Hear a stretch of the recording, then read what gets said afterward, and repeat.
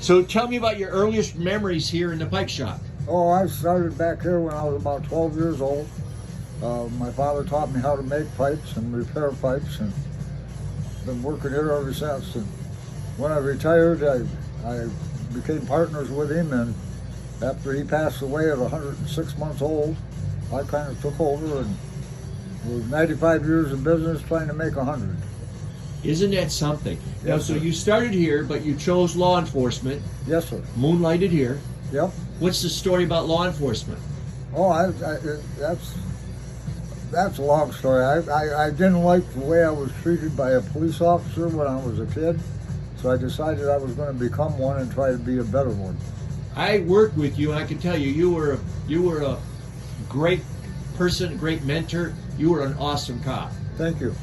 You weren't brutal. Oh, that's one of the reasons I think I really got into it.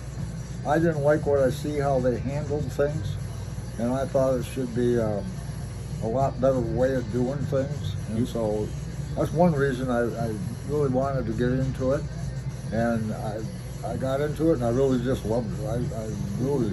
We dealt with a lot of prisoners. You had what I'd call command respect. You didn't have to you could get aggressive, but you got people to. Well, you try to use common sense to make people do things they should do, and it's a lot easier than fighting with them. That's And right. that's what I figured we're supposed to do. We're supposed to serve the people, not beat them up.